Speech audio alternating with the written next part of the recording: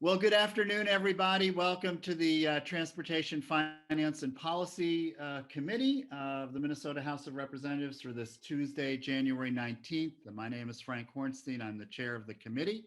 And we are going to be starting very shortly on our second of two informational hearings that our guests are from the University of Minnesota Center for Transportation Studies.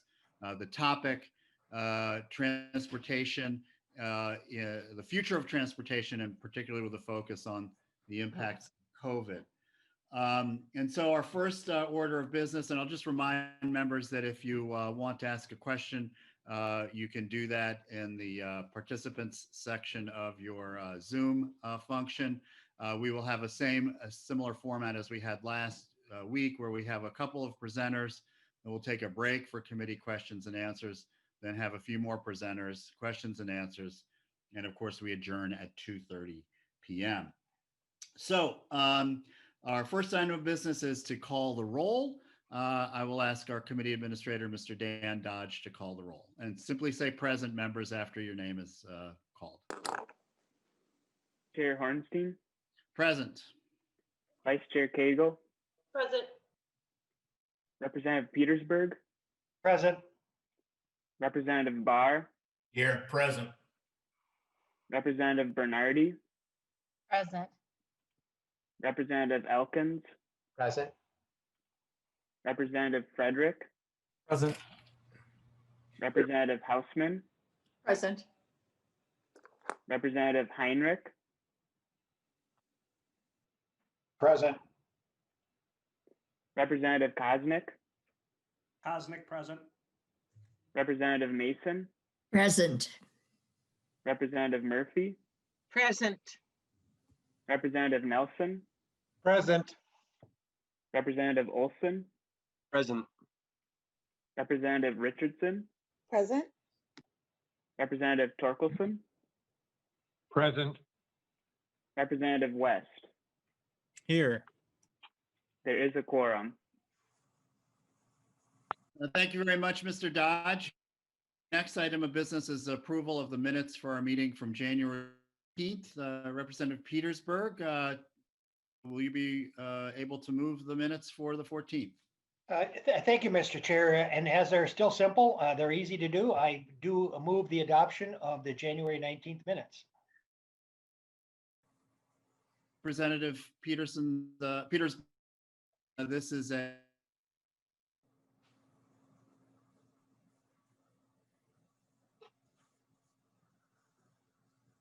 we had an overwhelming vote of approval, Representative Petersburg, for those minutes. And thank you very much for that motion. So members, again, we hope to conclude this particular panel around 1:30 or so, and then we'll have some questions and answers. Our first presenter today is Mr. Frank Doma, Professor Doma. He is the director of the state and local policy program at the Humphrey School. And he has a variety of interests and expertise that he brings to the table. But today he's going to be talking about the issue of connected and automated vehicles. Mr. Doma, we are so happy to have you here.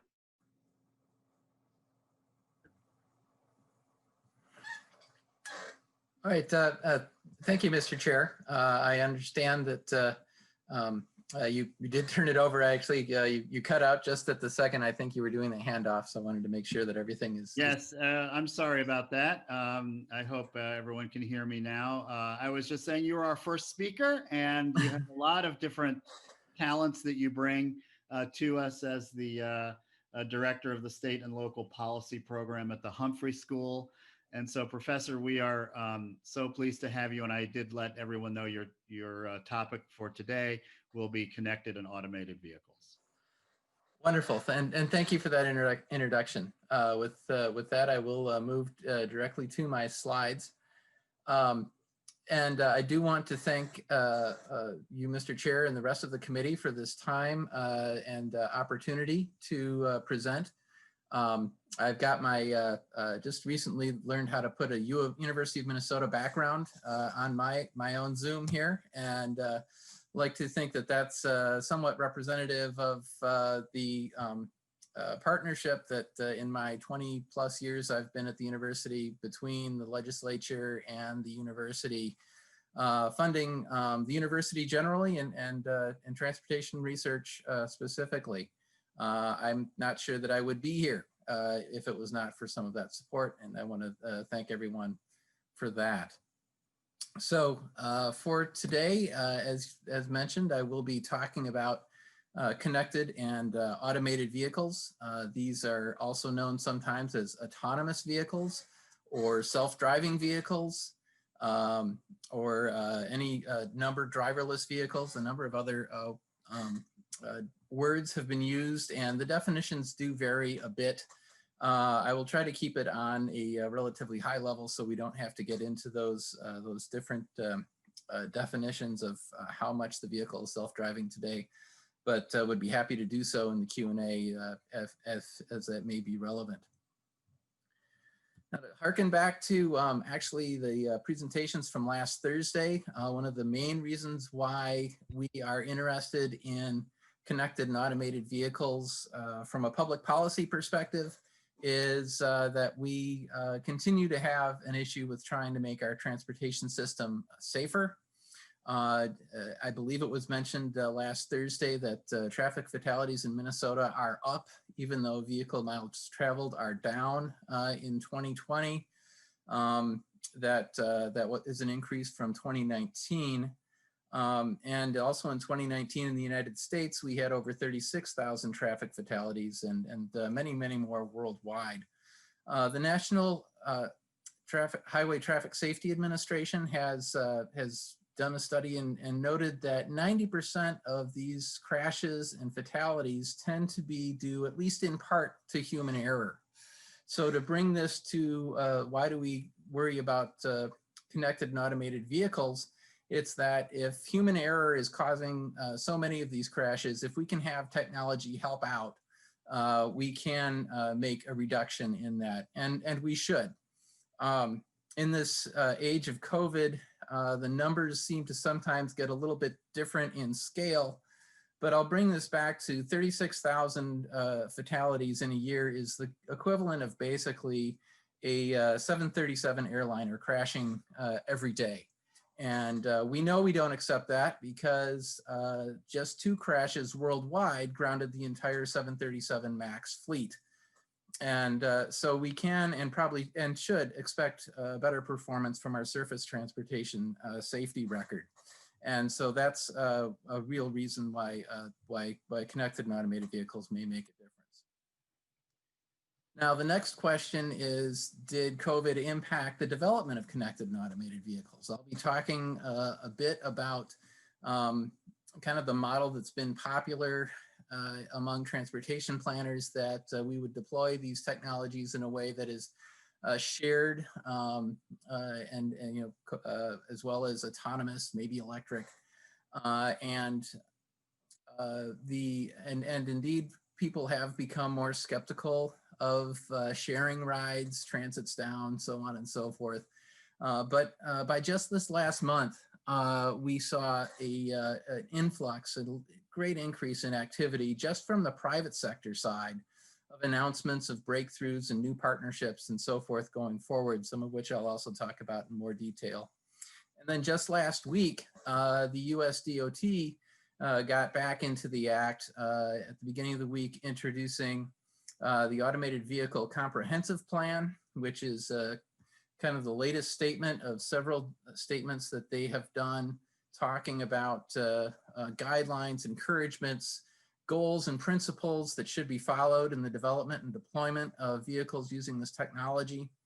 And then specifically, NHTSA issued a new rule on safety standards, pointing out that they are recognizing that while it's very important to have, for example, a steering wheel in a vehicle that is driven by a human, that steering wheel may be redundant in a vehicle that does not have a human driver, and even possibly useless. And so they would not necessarily require a steering wheel, but they will require other steps to ensure that these vehicles are indeed safe. Now, the federal government has traditionally been regulating the vehicle, and states regulate the drivers. So it's worth looking at what's happening in Minnesota. And a number of times I receive questions about when I'm making this presentation is, when will we see this technology come and become something that we can encounter on a regular basis? And I first got that question back in 2017 that I got quoted widely. This was from the Star Tribune. And my basic statement is, if I gave you a date, it will probably happen earlier. So we can use that as sort of a rule of thumb. My other line is that, you know, I've got a colleague in this sort of research who has talked about self-driving vehicles being 20 years away for the last 80 years. And I've put my corollary on that it's probably going to be 5 years away for maybe the next 20. And then today, I will say that it's possible that we actually may encounter this technology within even this year in certain ways, if you're paying attention. So keep your eyes open. I think there'll be some things that could be quite interesting. Now, what's happened in Minnesota specifically? Again, that quote I showed came from 2017, 2018, when MnDOT brought an automated shuttle bus into Minnesota. They were among the first to test that technology in winter weather conditions, and they did so at the Minroad facility out towards St. Cloud. It was also the year the Super Bowl was here, and so they did a public demonstration on Nicollet Mall. Got some attention that way. We had it on campus in April of 2018. It also did some demonstrations down in Rochester. Not long after that, the legislature did allow some platooning, which is a very sort of low-level application of this technology for freight vehicles in particular, allow testing of that to happen on Minnesota roadways. And in the meantime, both Governor Dayton and now Governor Walz have had advisory councils on connected and automated vehicles, which I've had some involvement in. I'm currently co-chair of kind of a subgroup that's looking at data and connectivity issues, which I'd also be happy if anyone has particular questions about that to discuss in the Q&A. My real point today, though, is I want to talk about the way we're seeing these vehicles evolve and how we will most likely see them used broadly in the near future. And that's same as this vehicle that MnDOT brought. We've seen it in terms of autonomous micro shuttles. They tend to be low speed. They don't travel more than 25 or 35 miles an hour.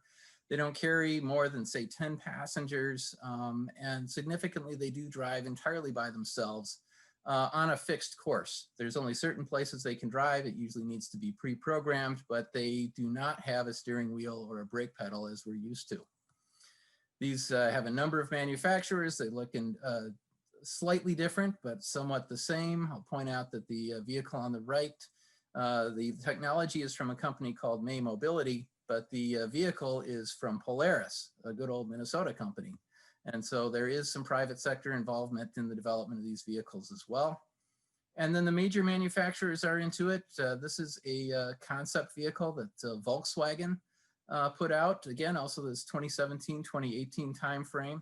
Slightly smaller than some of those shuttles, but again, we see the doors are opening to the side instead of the way we're traditionally used to car doors opening. That creates a wider opening, greater flexibility in use of the vehicle.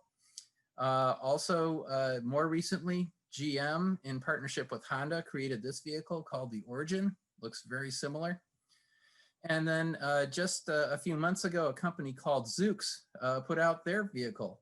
The doors work the same, but this one they say is rated to operate at highway speeds, up to 75 miles an hour. And if you've never heard of Zoox, you've probably heard of their major funder, a little company called Amazon.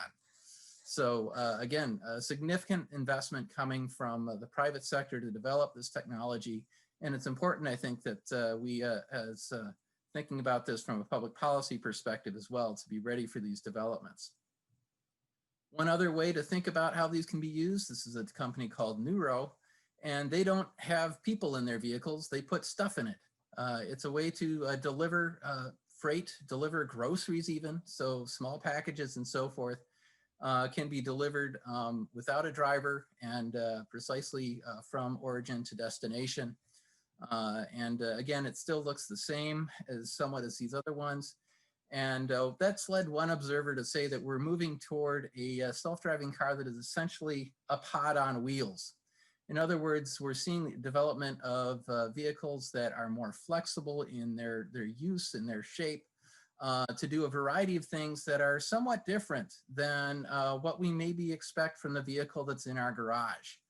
So if you're thinking the first time you'll really have to deal with automated technologies is when you buy your next vehicle, indeed, that is inching in. Tesla does that, and they're promoting it. I have some safety concerns about that, again, I'd be happy to discuss during the Q&A. But there are lots of other opportunities where we're going to see this happen in kind of more of a fleet environment or ways that will affect us in other ways. Specifically, I think about in transit, particularly in rural areas. This is an opportunity to address what is a driver shortage. You'll be able to use these vehicles to provide rides for people who can't drive and increase either the frequency or also maybe the service hours that you could provide rides for people who aren't able to drive their own vehicle. And then also in the private sector, new ways to handle supply chains, possibly giving a little bit of a lead into a later presentation today. But again, a COVID example over here on the lower right, I should probably apologize for using something that says Badgers on it when I'm making a presentation in Minnesota. But they actually had a bigger issue with the COVID outbreak on the University of Wisconsin campus than we fortunately had here in Minnesota. And one of the ways they dealt with it is they had these autonomous vehicles that could deliver a meal from the dining hall to the dorm. And the student would just order it on their phone and it would come to the dorm and they'd pick it up. And it's not operated by a human at all. It follows a programmed route. So as I close with my time here today, I just want to kind of give the final message that what we are seeing is that there's opportunity and really something we should take advantage of to get this technology out in front of the public so that they can understand, one, that it's real, and two, that it's going to be viable in ways that they may not otherwise expect, but it's also not going to be a recreation of the Matrix or some other dystopian scenario. With that, I'd be happy to take some questions. Well, thank you very much, Professor Dauma. And what we're going to do is just go straight to Professor Northrup, and then after his presentation, we'll have an opportunity for Q&A, and then we'll move on from there. Professor Northrup's presentation, again, very much related to yours, so that's why we're grouping these two together. We're very, very happy to have Will Northrup with us. Professor Northrup is the Associate Professor and Director of the Thomas E. Murphy Engine Lab in the Department of Mechanical Engineering. And his topic is going to be post-pandemic transportation trends in vehicle technology. So from an engineering standpoint, building on some of the themes that Professor Dauma shared with us. So welcome to the committee, Professor Northrup.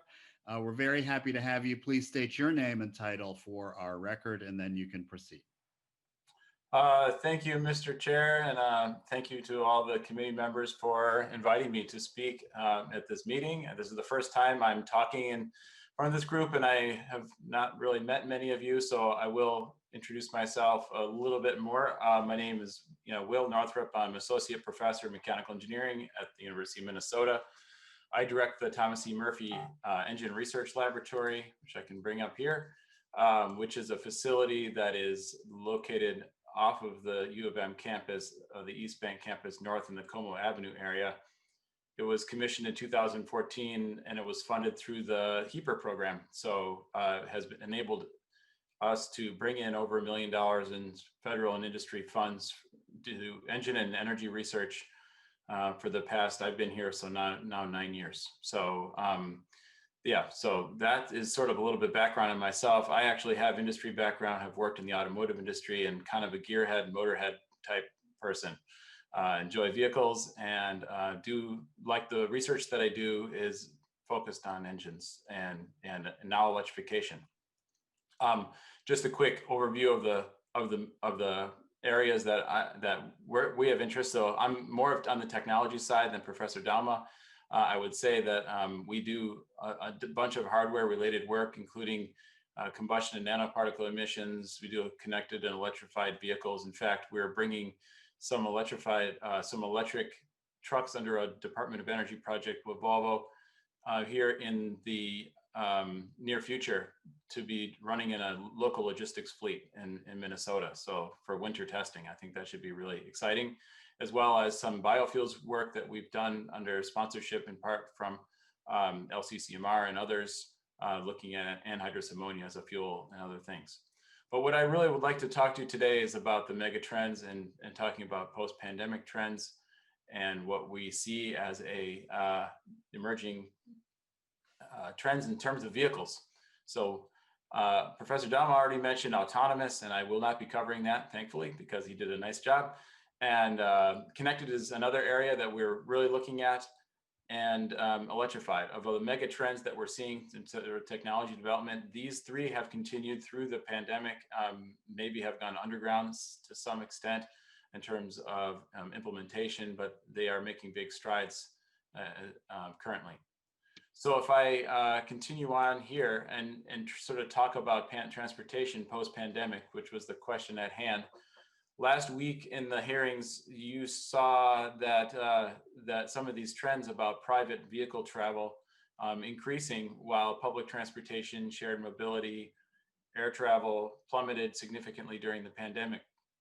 But you're seeing now that light duty vehicle sales, as you see in that blue line, if we look at the monthly change in transportation indexes recently kind of published, you can see that light duty vehicle sales are just rebounding, as well as vehicle miles traveled and other things that have to do with personal vehicles.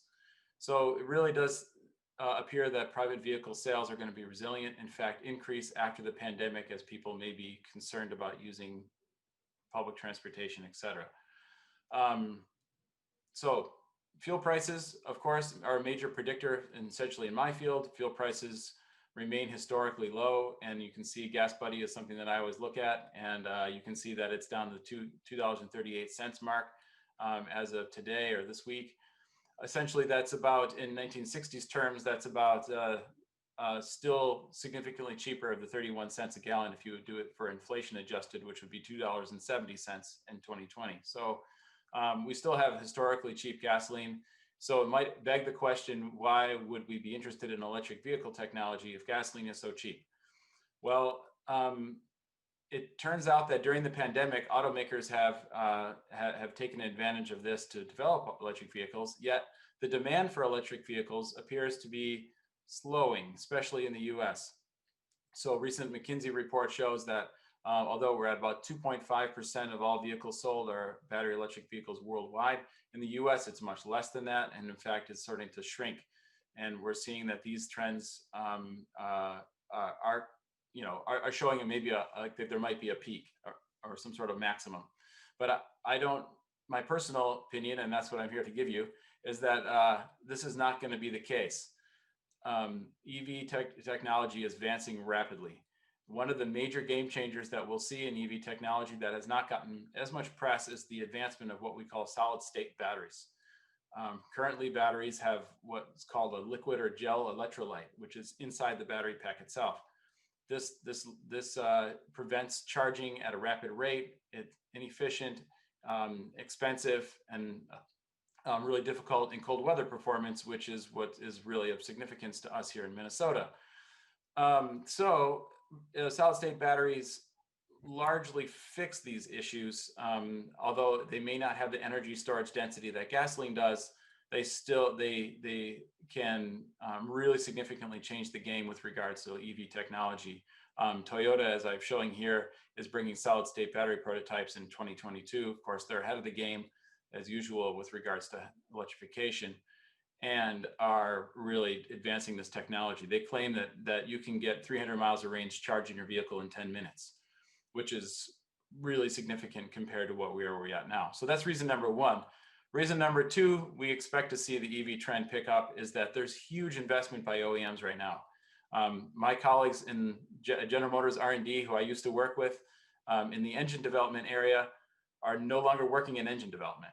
General Motors has shifted all of its research and development efforts towards electrification on the powertrain side.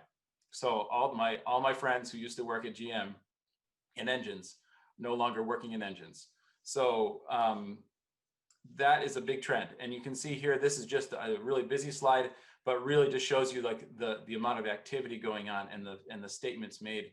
And specifically, when you think about Volkswagen after the diesel crisis is now committing to 40% of global sales to be all electric by 2030. They're introducing a new model this year, which I'd like to be on the waiting list for. 2/3 of sales of Honda, Mazda, BMW, all the majors are going whole hog into electrification. So that's something that we will see. In fact, if you just look at the market cap of Tesla, you can see where the market thinks the directions are going. So the third point that I'd like to make here is that there's substantial infrastructure investment. In fact, Excel, the most of course Minnesota based partially company, is moving ahead with a $110 million electric vehicle charging plan, including 20,000 chargers to be located in Colorado, and I think in Minnesota. I'm not entirely sure, but I think that this is a huge trend, and these energy companies are waking up to this idea, coupled with their renewable energy plans, which are moving ahead. So these are three major reasons why I see EV technology will not be plateauing in the near future after COVID leaves us, hopefully. So the other thing I want to say is that I do run an engine research lab, and we do see a role for engines in the future. Oftentimes when you see OEMs say electrification is their strategy, what they mean is that they're going to be some mixture of engines and batteries in what we call the powertrain, which includes the engine, battery, hybrid transmission, and all these other things that are inside. So hybridization is still going to be a factor in the interim until battery electric vehicles may take over the entire market. So in the interim, we have a lot of opportunities in engines, and I do think that there's going to be some engine advancements. And in terms of fuels, I think I'd like to mainly point out in my remaining minute here that engines can reduce greenhouse gas emissions in a similar way to electric vehicles if we consider the use of hybridization schemes, higher efficiency engines, which is still happening, and my research group, among others, is working to advance, as well as the increase of e-fuels and biofuels, including corn-based ethanol, which is produced at a large quantity in Minnesota. And with increasing efficiencies or increasing renewability of ethanol, we can see that ethanol can still play a role, as well as some of these fuels, so-called e-fuels, which are created from renewable electricity and make drop-in replacements to gasoline, for example. So these are all factors that can play a major role in increasing renewability, and will increase be increasingly seen in vehicles in the coming years.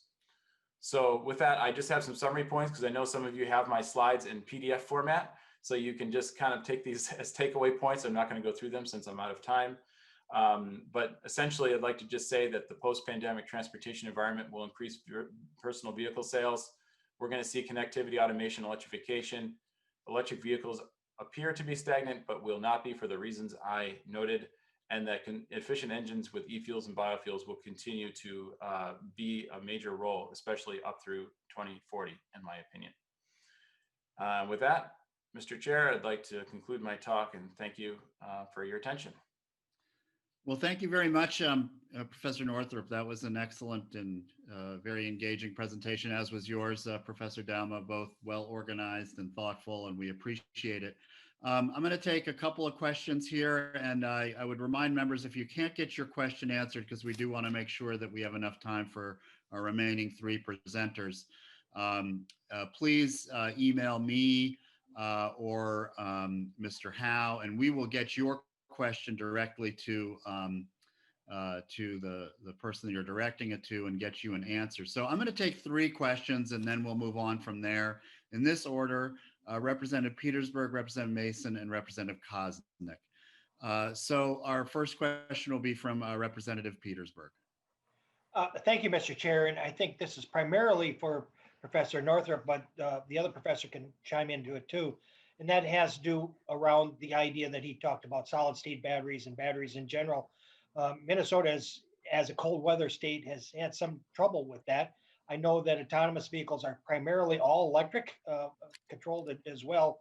And it seems to me I've read somewhere that Met Council had some electric buses pulled off the line a little bit because when you get down to below zero, they aren't working well.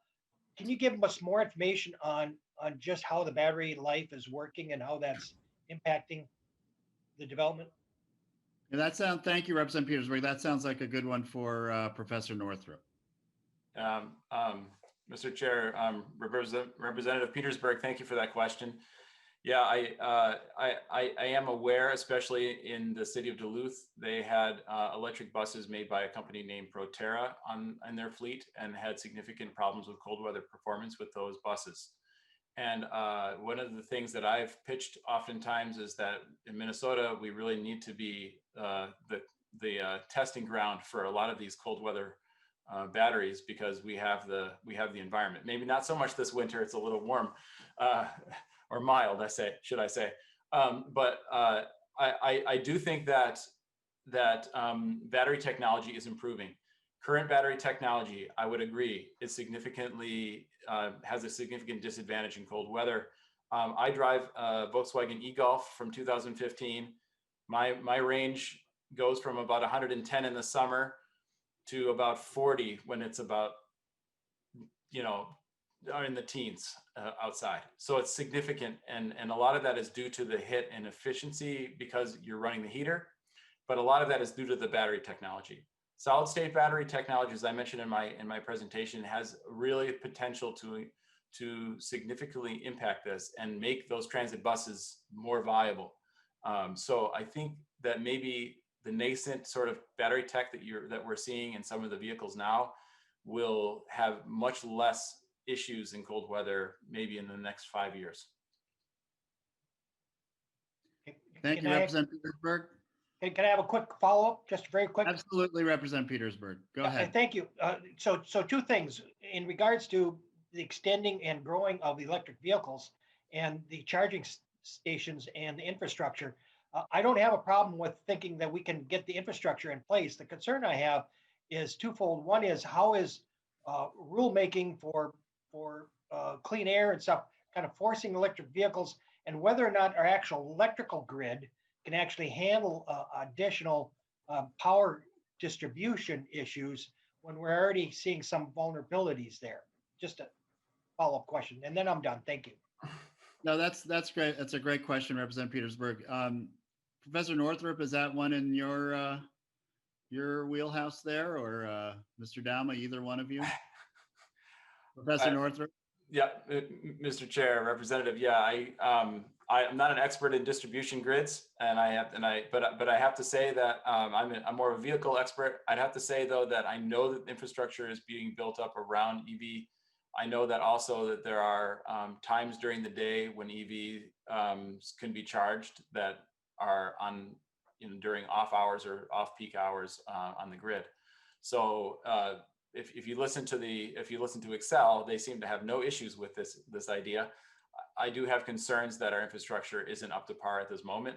But if we're looking at right now, like 99% or like 1% of vehicles are plug-in, if the rate of adoption is increased at a reasonable rate, I think that it's a possibility. So that's my opinion. Thank you. We have Representative Mason, Representative Koznick, and then I'm going to cut it off after Representative Elkins because we need to really move on. We have 3 more speakers and we want to make sure they have time for the presentation. So Representative Mason. Thank you, Mr. Chair. I remember being at a national conference a couple years ago when we were discussing the autonomous vehicles. And one of the concerns brought up was they would see potentially an increase in these vehicles carrying children, vulnerable adults. And the question is, how do you handle accidents and liabilities, et cetera? Is that something that is being concerned when you're dealing with the autonomous vehicles? Professor Dowma, I think that might be a good one for you. Sure. Thank you, Mr. Chair and Representative. Yeah, there is quite a bit of discussion going on regarding liability in these vehicles and who uses them. I don't believe we're at a stage that anyone who is not comfortable using them would ever feel they have to.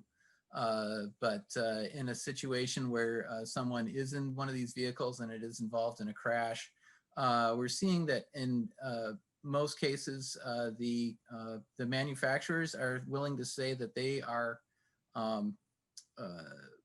behind their technology enough that they are willing to also accept the liability.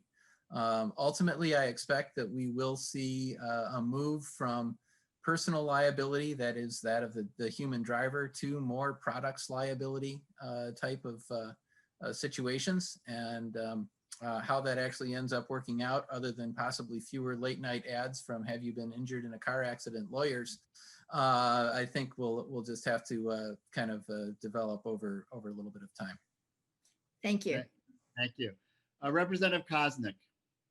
Thank you, Chair Hornstein, and welcome to the committee to the two professors. It's always an interesting topic to try to predict what the futures will bring for us in transportation. And I think the Professor Northrup's opinion and educated opinion on EV sales, even though they may seem to be stagnating, I think I would agree that they will continue to increase. And I know Representative Elkins has not only the question after me, but the bill to address some of those future trends. But my question is, how is the effect that you'd mentioned, how would this affect transit and commuting, both post-COVID and the trends that you're seeing on, as you mentioned, increased sales of personal vehicles and kind of a hesitancy to crowd together on a regular bus? And if you have any suggestions, or is there research or trends that would indicate how transit will be transforming?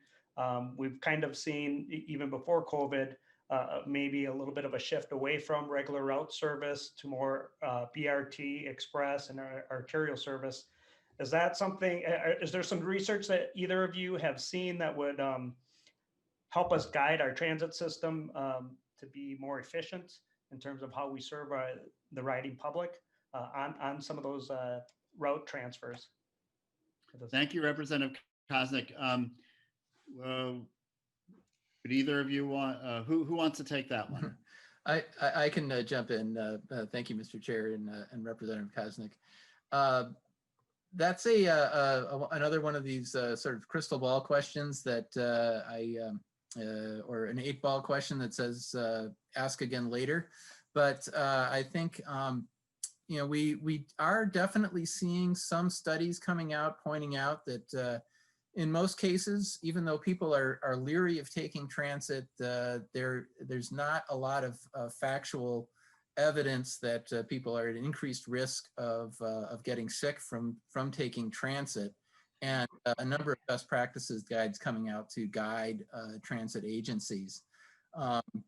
What this means over the long term, I think you're right. At least here in the Twin Cities, we're seeing some greater emphasis of higher capacity trunk lines, and in my opinion, the opportunity here is that we can see these automated shuttles begin to sort of serve as, if you will, collectors for people in lower density areas, not like downtowns, but suburban neighborhoods and so forth, that can get people from their home to those higher capacity lines and be able to address what we refer to often as that first mile, last mile question.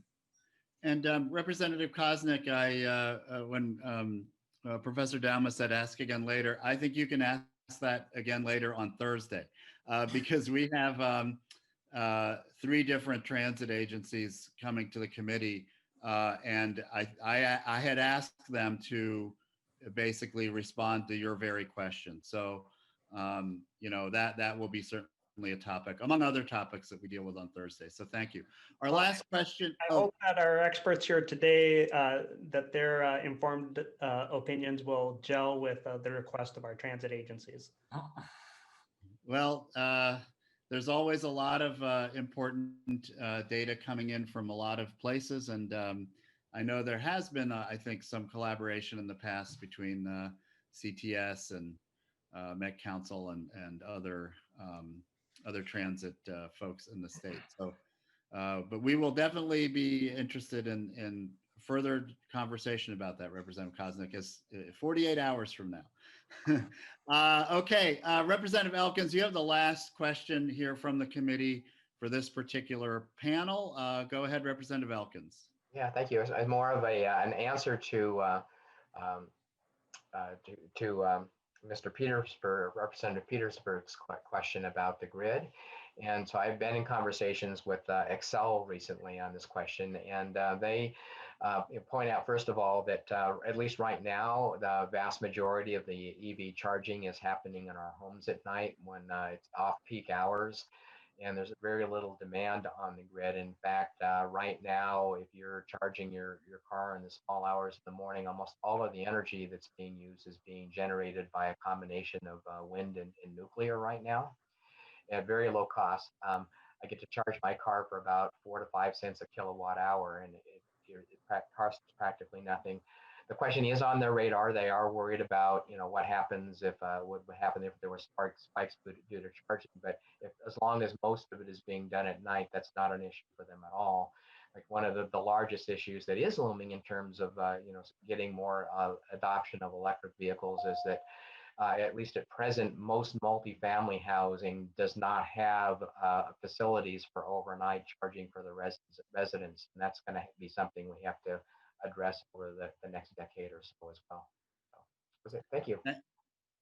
Thank you, Representative Elkins. Members, we're going to shift now to our final speakers for the day, and we're going to be dealing with a lot of conversation about. Well, first, we're going to deal with supply chain issues, and I mentioned last week when I introduced the panel that.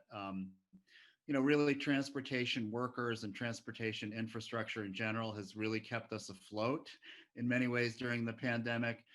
We have seen transit play a key role in moving our frontline workers to their jobs. We'll hear a little more about that on Thursday.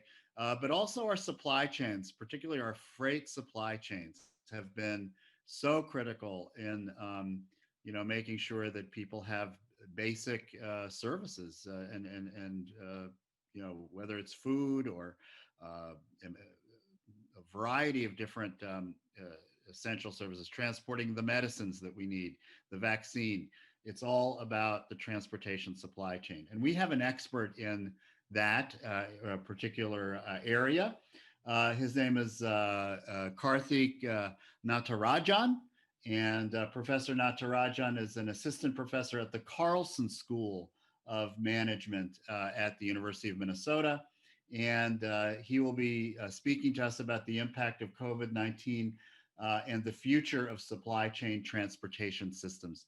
Very, very critical, very, very important for all of us to be considering and have some information and background on. So Professor Natarajan, thank you so much for coming today, and please state your name and title for our official committee record. Welcome to the committee.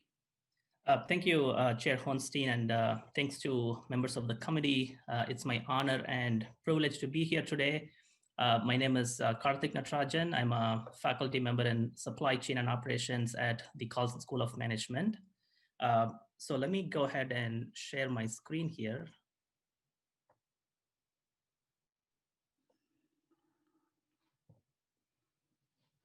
So as the chair mentioned, so my background and expertise is in supply chains.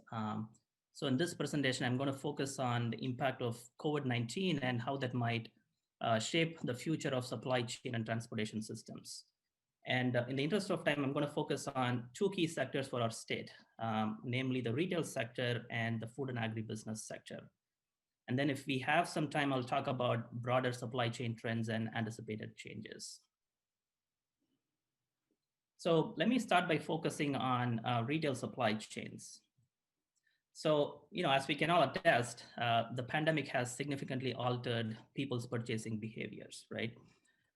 So if you look at this graph, what we see is e-commerce and online sales were growing substantially even before COVID-19. So this is not a new trend, but what the pandemic has done is it has accelerated that trend. And it has also opened online purchases for new categories that we did not see before.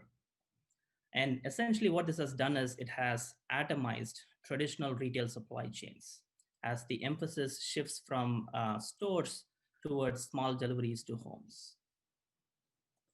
So what are the implications of this for supply chain and transportation systems? So the first main implication that I can see is it has led to a drastic increase in small parcel volume. So for example, if you look at the global small parcel market, that is expected to more than double between 2019 and 2026. And if you look at Amazon's small parcel volume, that is expected to grow at about 30% annually every year between 2020 and 2024. The second main implication that we are seeing is the shorter transportation hauls. And the main reason behind this is more and more customers are expecting and even demanding 1 day or 2 day deliveries, right? So in response to this, what companies have done is they have created smaller warehouses closer to customer locations. So in fact, the average length of haul has reduced by almost 25% over the last 10 years. So collectively, these point to a significant shift in terms of both transportation modes as well as transportation hauls over the next decade. And this could lead to increased pressure on our local transportation networks because of last mile distribution. And it also has the potential to substantially increase the carbon emissions because of increase in last mile transportations. So this raises a number of important transportation policy questions. So for example, do we have the required capacity within our local and regional transportation networks to handle the higher volumes coming from the growth of online channels? And would the higher volumes and delivery time pressures justify the creation of dedicated lanes for delivery vehicles and logistics providers? And finally, for carbon accounting purposes, who would be assigned responsibility for the higher emissions? Would it be the retailers who are selling these products, or would it be the logistics providers who are actually delivering those products to customers? So in response to the drastic increase in last mile deliveries, logistics companies are also considering a number of newer technologies. So this includes the use of drones as well as driverless vehicles that Professor Duma actually mentioned before. So this is the same technology that he was mentioning. So these newer last mile transportation methods have substantial policy implications with respect to both monitoring as well as oversight. And managing the multiple last mile transportation systems will require tighter coordination between agencies at the different levels, including local, state, and federal levels. And in addition, if you look at logistics companies, they're also moving towards electrifying their fleet. So this will require substantial investments in charging infrastructure that we have been talking about. And this also raises a number of key policy questions, including taxation structure, charging fees, and things like that. So this is one area where I see substantial potential for public-private partnerships in the near future. And then finally, the growth in online sales is also likely to result in a massive increase in return volumes. So for example, data shows that the return rate for online sales is about 30% when compared to 8% for brick and mortar sales. So this drastic increase in return volumes will require investments in developing the right reverse logistics infrastructure. And this could put further pressure on our local transportation networks. And it could also lead to a further increase in terms of carbon emissions because of this huge increase in return volumes. So now let me switch a little bit and then talk about our other key industry sector, which is food and agribusiness supply chains. So again, as we all know, the pandemic has significantly altered people's eating habits, right? So essentially moving away from eating at restaurants and schools to eating at home. So as we can see from here, the demand for food at restaurants is nearly down anywhere between 40 to 60% right now. Of course, the demand is expected to rebound as we emerge from the pandemic, but many experts believe that the demand for food away from home may actually never go back to pre-pandemic levels. So essentially, a certain percentage of the demand at restaurants and coffee shops is likely to shift permanently to eating at home. So for example, if you look at General Mills, their sales was up by 16% in the fourth quarter of 2020. And it was up by 10% in the first quarter of financial year 2021. So as I mentioned before, a portion of the surge in demand for cereals and packaged food is expected to stick. So in response, General Mills has increased their investments in production and supply chain. So to meet the surge in production and demand, we will need more transportation capacity, not only for the finished products, but also for the ingredients that go into these products. But more importantly, we need to strengthen and expand our market linkages for farmers so that they can fully benefit from this increase in the demand for food at home products. So this includes creating the right economic linkages, but also creating the right transportation linkages between farmers and the appropriate markets. So in this context, we need to evaluate the capacity in our existing transportation linkages. We want to make sure that we have enough capacity in those existing linkages. In addition, we also need to explore new transportation linkages to better connect more farmers with the markets. And then finally, the pandemic has also exposed the inflexibility of our food and agribusiness supply chains. So for example, the food service supply chains typically distribute to restaurants. And then the retail food supply chains typically distribute to our grocery stores. And oftentimes what happens is these two supply chains operate in silos because of differences in product size, packaging, and the distributors involved. So this is where we saw a lot of food waste over the last summer. You know, the dairy farmers dumping their milk or farmers having to plow their produce back into the land. The main reason was these two supply chains don't necessarily talk to one another. But as demand shifts from this channel to this channel, we are likely to see substantive changes in terms of distribution patterns, available capacity, and also the transportation modes that are utilized. So this is where I think there might be an opportunity for us to revisit some of our transportation and packaging policies to make it easier to switch between these two supply chains. And that would make our food supply chains much more resilient in case of future events. So the big picture, I think the next decade will bring major changes in terms of transportation landscape with respect to transportation modes, haul lengths, role of technology in the last mile, and also the realignment of transportation networks because of the shifts in demand that we are seeing right now. And this has a number of key policy implications. So for example, managing and coordinating the traditional and technology-enabled transportation modes. So this is something that we have been talking about. The other implication is developing interagency coordination plans at the local, state, and federal levels. And also leveraging technology-enabled last-mile solutions to meet the growing demand in a more sustainable and equitable way.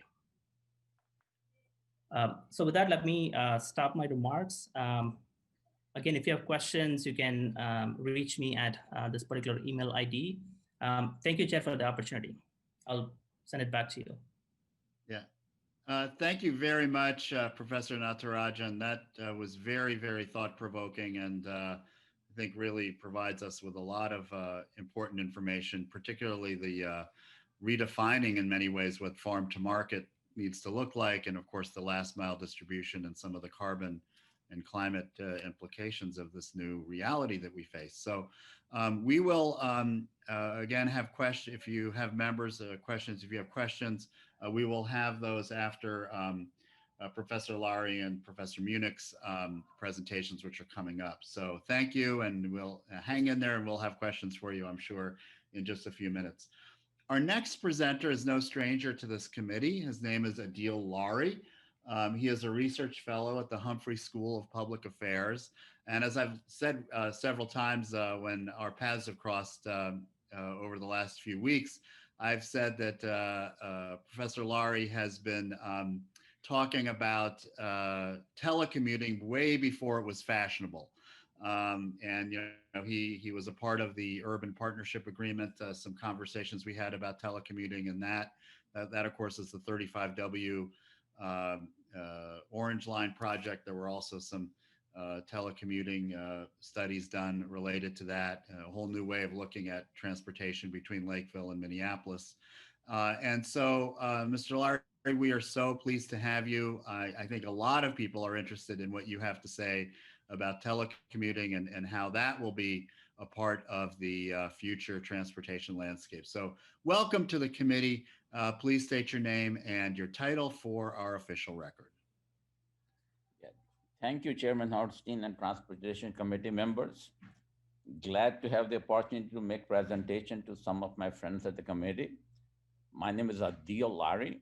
I am the research fellow at the State and Local Policy Program. So Gina is helping me to move the slides because I'm a little bit worried about my capacity of my internet here.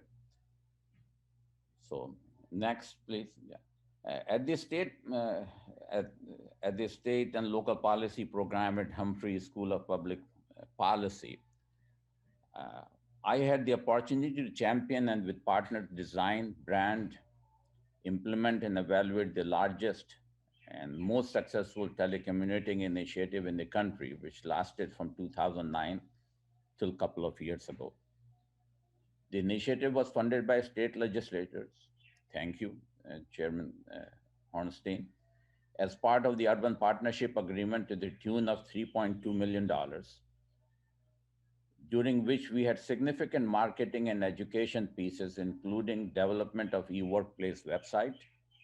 The initiative later was funded by Met Council's Congestion Mitigation Initiative for Phase 2 and Phase 3.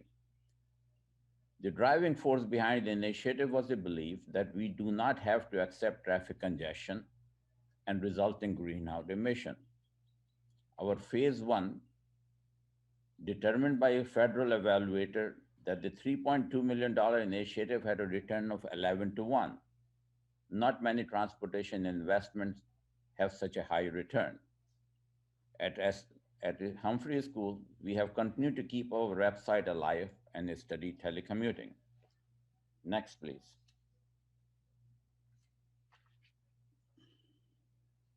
And then COVID-19 happened and the world went remote. There are a great number of studies trying to measure the impact of COVID-19 on the workforce and measuring the number of employees working from home. But as the definitions are varied, so it is difficult to compare the data. Just recently, Bureau of Transportation Statistics found that the last October, about 43.5% of the households had at least one person telecommuting. Met Council panel study of last May found that 48% were working from home full-time compared to 12% before. Similarly, according to Minneapolis Downtown Council, only 12.2 of 218,000 employees were coming to downtown this summer compared to February of 2020. Google Mobility Report on October 9th estimated that there was 32% reduction in trip to workplace in Minnesota. This reduction was 45% in trip to workplace in Hennepin County. This is consistent with other studies which found that urban areas are experiencing higher percentage of reduction because of the type of the employment. One Federal Reserve Bank study found that 35.2% of the Americans were working at home in May 2020, compared to 8.2% in February. What I found interesting is that even now, only 71.7% of workers that could work from home effectively actually did for some reason or the other. So there is still possibility of additional workers to work from home. Next, please. Minnesota DOT calculates and reports the reliability data on metropolitan roads on a monthly basis as part of their performance measurements. Target is that the system should have travel time reliability about 90%. You can see from the two graphs that reliability rarely met those goals during 2019, but in nearly 100% since March of 2020, basically peak period volume reduction. Next, please. Traffic volumes mostly composed of commuting and discretionary trip. COVID-19 reduced commuting trips due to work from home as well as due to unemployment. Michael Acano, our ex-research assistant and now in MnDOT, has tried to calculate the effect of unemployment auto traffic count by districts. According to his calculation, Minnesota District 1 and 2, which are northern districts, experience an increase in net volumes, while Metro District and District 8, which is a southwest, experience reduction in travel net of reduction caused by reduction in employment. I believe it also reflects significant increase in telecommuting. Next, please. But we found that working from home is not for everyone. There's a difference between workers who can work from home by race. Hispanic and Black workers have much lower percentage of the jobs which can be done from home, according to Bureau of Labor Statistics. For Asians and white, it is 30% or above, but for Blacks and Hispanic, it's below 20%. Similarly, educational attainment of the workers have significant impact on their ability to work from home. If you have less than high school, it is only 4.2%. Or if you have college graduates, you hold jobs which can be done at home 51.9% of the cases. There's a gender differences as well. According to census, women working full-time year-round are more likely to have a bachelor's degree than men and hold jobs which can be done at home at higher percentage than men. Women, however, during COVID-19 are dropping out of workforce at a higher percentage. It is attributed to reasons like caregiving to elders, child care availability, remote learning of kids, and believe me not, how the low priority for workspace at home. Men, kids, and then women in the family get the prime space to work. Some things never change. Next, please. This recession is not your grandfather or your father's recession. Current COVID-19 recession is quite different than previous recession of 1990, 2001, and 2008, which impacted the top 25% income earners and bottom 25 income earners at the same rate. During COVID, it is vastly different. The top 25% whose jobs can be done remotely have bounced back nicely, but the bottom 25% working at restaurants, hotels, and others have experienced a job loss of more than 20%. Next, please. The question is this a new normal or not? A great number of companies such as Microsoft, Facebook's, and our hometown company Target has announced work from home till at least middle of 2021. It will be 15 months or more of work from home. Maybe it will become a habit, maybe a new culture. What we know, thousands of bank branches are closing for good. Telemedicine is approved for reimbursement by Medicare. Zoom is a verb, and the iPhone has 5G. I believe it will not be 2019 anymore. Recently, the Fed chair has stated, the pandemic has accelerated existing trends in the economy and society, including the use of technology, telework, and automation. This will have lasting effect on how people live and work. Next, please.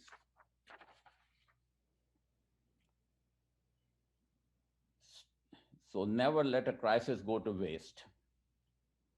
System and people have the ability to adapt when they are faced with crisis. Disruption provides a window of opportunity to elicit sustainable changes to the system if thoughtful nudges are implemented. Transportation history tells us that the government is very reluctant to and faces a strong pressure to restore the status quo.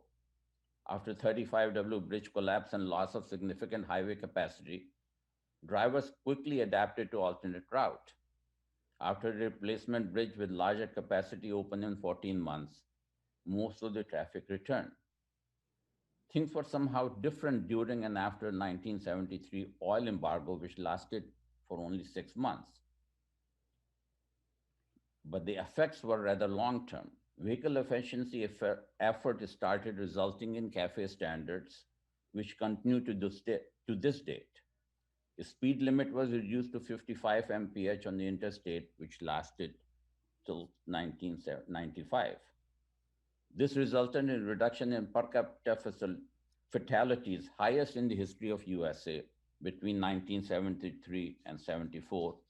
Gas consumption was reduced and air quality was improved. I believe if we want to sustain the transportation and environmental gains caused by COVID crisis, we need to study what changes are happening. We need to partner with and encourage those individuals and organizations which are already thinking about making long-term changes. We have to strategize how we can encourage others less inclined to make desirable changes. We have already seen that low-income minority communities and women are disproportionately negatively impacted as they have less ability to change or have limited transportation options. We need to develop policy options so that we do not leave anyone behind and create an even wider gap between have and have not. I believe we should revisit the justification behind highway capacity improvement projects to see whether those projects are still needed. We should also need to figure out how to meet the mobility requirement of disadvantaged communities, especially the transit. Thank you. Thank you so much, Mr. Lowry. That was very, very insightful, and I appreciated very much your comments on equity. We'll be taking a little bit more of an in-depth look at transportation and equity issues in a couple of weeks, but I'm glad that you mentioned that. Our final speaker before we get into our committee questions and answers is Lee Munich, and Lee also comes to us from the state and local policy program. I thought we would conclude our series of presentations from the university with some issues related to transportation finance. After all, members, one of our, among many of our charges for this committee, among many, one of the most important is that we craft a finance bill for the biennium. And so I thought we would again conclude with some thoughts from Mr. Munich about where we head from here.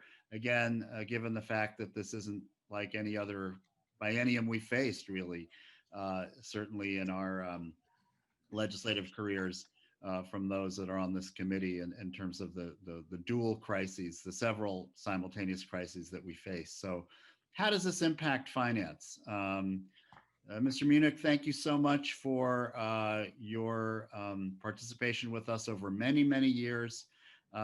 Welcome back to the committee. Please state your name for the record.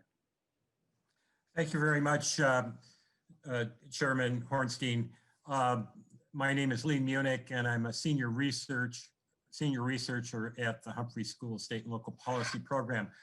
I'm going to talk briefly about sort of two emerging issues in finance. Obviously, there's a lot of detail to master, and we've been doing research at the Humphrey School to try to develop a better database on the Minnesota finance system and all the different parts of it and be able to analyze it. But I want to talk about two trends that I think are have started before COVID, but if anything, are I think are probably going to be more important in the future.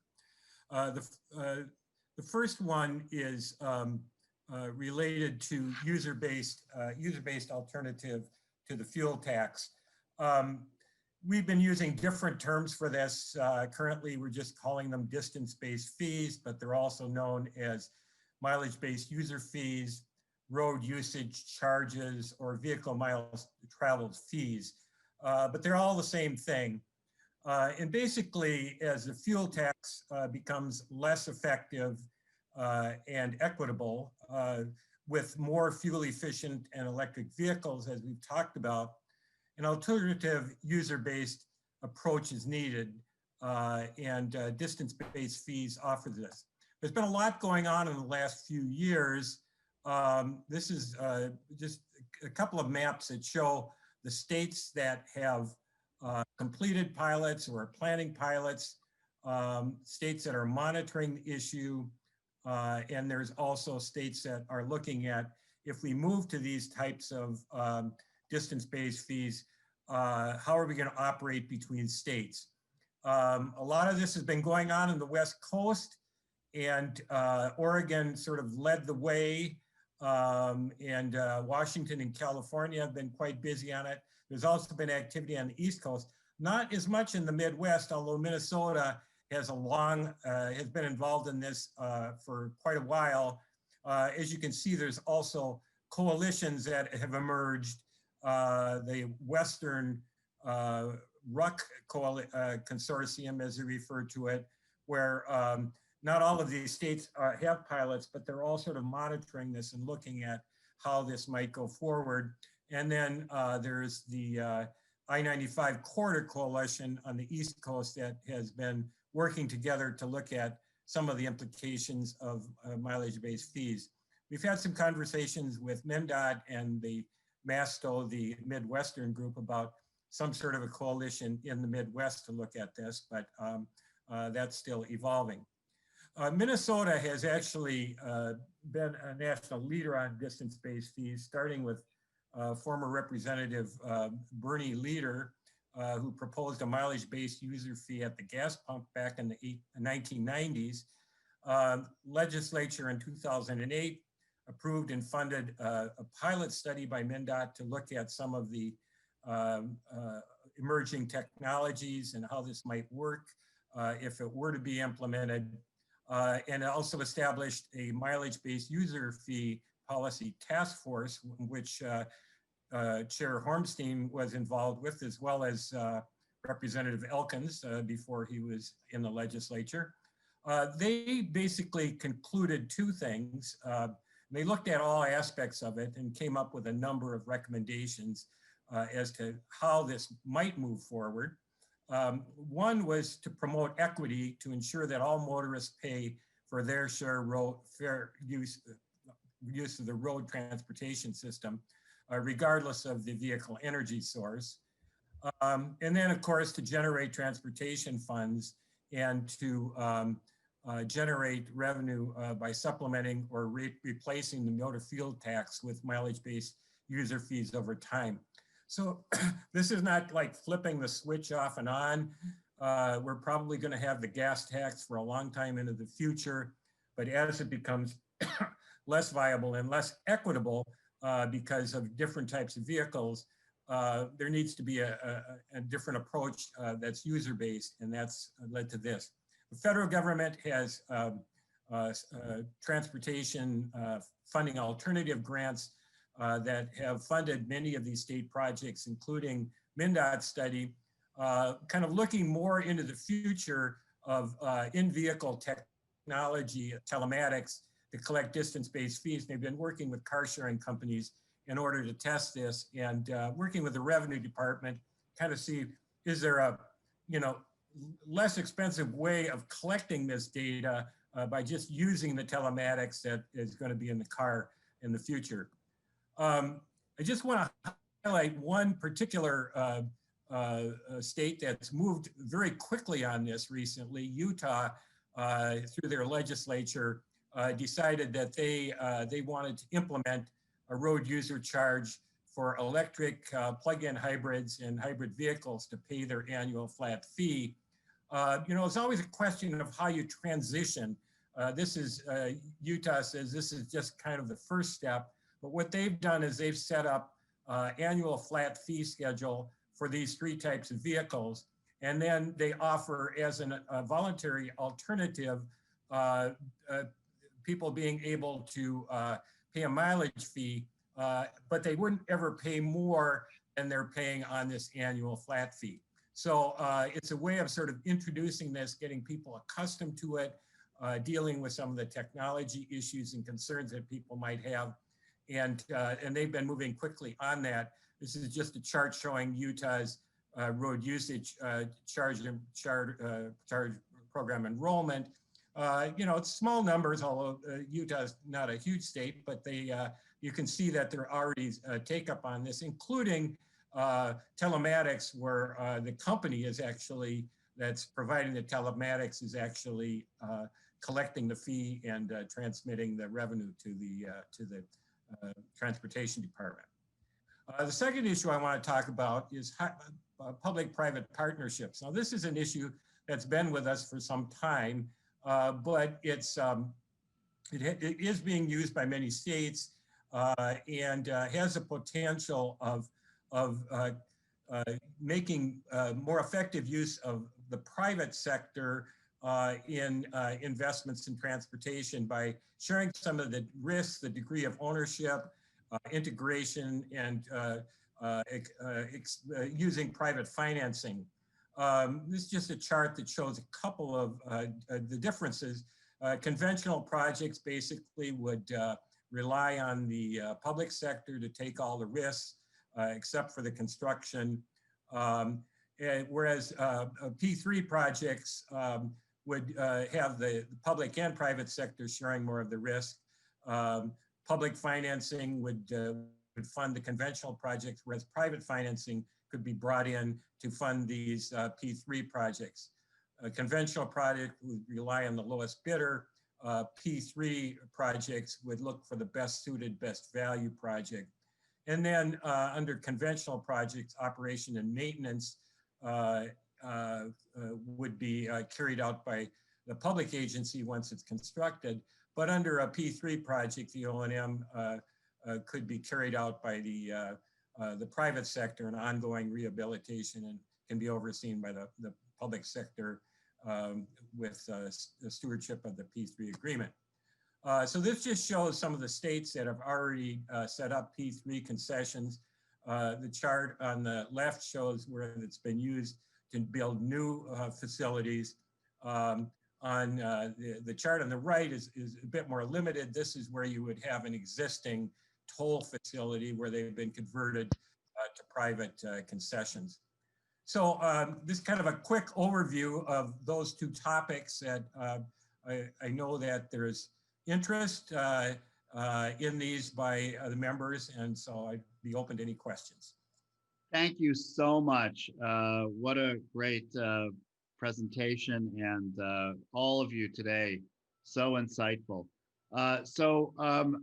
We have about 12 minutes left for member questions, and I have 2 on the list so far, and in this order. We'll first hear from Representative Elkins and then Representative Cagle. Representative Elkins. Yeah, so I just wanted to serve. I will have a bill on this modeled after the Utah program. It's stuck in the revisor's office logjam. But it would establish a road user charge on electric vehicles only, and talking with the folks in Utah from a complexity standpoint, they wish they had left the hybrids out just for sake of initial implementation ability. And anticipating that we would make use of the same infrastructure that is being used right now in Oregon, Washington, and Utah. All of those, in all 3 of those states, they're using a third-party administrator who keeps the data, so the government never gets its hands on it. The data is largely being collected from the plugins into the diagnostic ports, and all you're collecting is the odometer reading, so there's not really any locational data privacy issues. and it's working already in all of those states. They're all using the same third-party administrator, a toll company called Emovis. That system has already been integrated with Fast Enterprises vehicle registration systems, the same one we now use in all three of those states. So the technical platform to be able to do an initial pilot is already proven. We'll, as soon as we have the bill out, liberated from the revisor's office and introduced, we'll have further discussions. Thank you. Well, thank you, Representative Elkins, for that preview. And of course, we'll be hearing a lot more about your bill, a lot more about electric vehicles as we move forward. Representative Cagle. Thank you, Mr. Chair. And I'm just really interested in this last mile delivery piece, how our Amazon habits have affected, I guess, our local roads, and was just kind of curious about what kind of policy changes you would anticipate seeing that might make a big difference when it comes to the stress on our transportation system due to our online shopping addiction. And I think that would be a question for Professor Natarajan. Thank you, Mr. Chair, and thank you, Representative Cagle. So that's a really interesting question. And I think because of COVID, I think,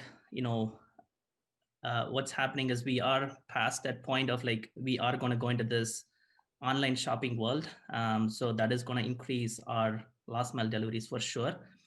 But I think what we can do from our side is we can offset some of those emissions by having some of those technology-enabled solutions. So I think that's going to be the future, I think, in terms of the trade-off between having more home deliveries versus offsetting those emissions by having electric vehicles and other driverless technologies. My sense is that we will not go back to a less online world, but I think because of more sustainable technologies, I think there is enough scope for balancing out those emissions. So that's my sense. And is there any thought to, thank you, Mr. Chair, is there any thought to coordinating deliveries? Because, I mean, that's one thing that, I can order 3 things off of Amazon, all set to be delivered the same day, and I get one UPS, one USPS, and one from the Prime truck. And so just curious if there's any kind of public policy initiatives that we can try to push that would help with the coordination of logistics on those issues. Yeah, thank you, Mr. Chair, and thank you, Representative. I think that's a great idea, and I think that's where we need to move our policies. This is also happening in other spaces. So for example, in the healthcare space, what they're trying to do is rather than each nonprofit organization going and doing audits, they're trying to coordinate the audits so that there is less fatigue on the recipients, right? So I think similarly, I think there is definitely scope for us to coordinate this last piece so that the same house is not visited by, the UPS truck, FedEx truck, and then USPS truck 3 times a day, right? So I think there is definitely scope for policy in that space. Thank you. Thank you. So our last 2 questions for the day from committee members are from Representative Petersburg and Representative Mason. Representative Petersburg. Thank you, Mr. Chair. I have 2 questions, one for Professor Natarajan and one for Professor Lowry. The first one to Professor Natarajan is in regards to your linkage from farmers to market. One of the things that I noticed was you made the correlation that there was issues with transportation linkages from whether it's going to a distributor or to other markets. But the reality is that, and the question I ask is, how much did you take into consideration the fact that that was a one-time event because of the implications of COVID? For example, our hog farmers down in greater Minnesota could get their hogs to market, not because of transportation issues, but because COVID actually closed down their plants and they had no place to process them. And so the question is are we making determinations based upon a one-time thing that was artificially induced because of government controls, or are they truly something that's there? That's the first question. The second question for Professor Lowry was in regards to his comparison between the oil embargo and the I-35 bridge collapse was not the differences in the fact that they were two prospects or two problems, but because the oil embargo required and developed government regulations to actually change people's perspective, whereas with I-35, it allowed the public to actually impact their own decisions. Certainly that has to make a big difference in how we react to various problems like this. So just your comments and then I'll be quiet. Thank you. Thank you. And if, thanks. So if we could have just the answers very quick, because I want to make sure that Representative Mason gets her question in before 2:30. Let's start with perhaps Professor Natarajan. Thank you, Mr. Chair, and thank you, Representative Petersburg. So I think your question is very valid in terms of, how much of this is one time versus how much of this is long term. My sense is that a majority or a big portion of this is going to be one-term effects, but at the same time, there are trends that we are seeing in the survey of farmers. So there is a report out there that talks about how farmers actually went to online channels, connecting directly to customers. So I think that is a new linkage for the farmers, and that will not be addressed by the existing transportation linkages. So that's where I was making this comment about we need to strengthen existing linkages, but also we need to think about opening new linkages for farmers because they are connecting to a different audience because of the pandemic. And some of that is likely to stick even after COVID-19. So thank you. And Mr. Lowry, very quickly, and I think that's probably a complicated question to answer just in a minute or so, but I would encourage you and Representative Petersburg to continue your conversation online, and we can even post some of it potentially on our website here. But Mr. Lowry, quickly. Yeah, Mr. Chairman, Representative Petersburg. Now, you are right that those two are a little bit different, but there could have been opportunity to continue those things in 35W Bridge as well. Thank you. And our last question is from Representative Mason. Thank you, Mr. Chair. And again, this is a follow-up on the chart that showed the arrows going between the farmers and the final destination. And it's been mentioned already that part of the deal last year was the fact that the COVID or meat processing plants were closed down. And I guess my question is that the main reason for the change, or is it that people are eating more at home? Is there really a difference in the amount of food coming from the farmers to the, I guess, the final consumer? It's a good question, Representative Mason, and thank you, Representative Natarajan. I think you've teed up some really important questions for us to consider in the agricultural sector and how that relates to transportation, which is actually very key to the state of Minnesota. Professor Natarajan. Thank you, Mr. Chair, and thank you, Representative Mason. So some of that change is coming because of changes in the food supply chains. So our supply chains that go to restaurants is very different from the supply chains that go to our grocery stores. And because we are seeing a shift in the demand between these two channels, we will need to think about realigning some of those networks as well. Because we have a separate transportation capacity and linkages in our food service supply chains. And then there is a different set of capacities and linkages in our supply chains that serve to our grocery stores. And because demand is realigning between these two channels, we need to think about realigning the transportation networks themselves in terms of capacities, transportation modes, and things like that. Thank you so much, Professor Natarajan. And as we conclude today, I just, again, my heartfelt thanks to all of our guests from the University of Minnesota. This was really a great way to start us off in our deliberations this year. Many thought-provoking and interesting and important issues that you have all raised. And members, if you think of some other questions here moving forward in the next few days, please pass those on to me or Mr. Howe, and our guests have graciously agreed to answer your questions via email, and they will do that. So again, so appreciated. Just again, a reminder that we'll be meeting on Thursday at our usual time, 1 o'clock. We will have speakers from different agencies that this committee has jurisdiction over. We'll continue our conversation about the impacts of COVID and transportation issues and public transit issues moving forward. And that is on Thursday. With that, this committee is adjourned. Thank you very much, members.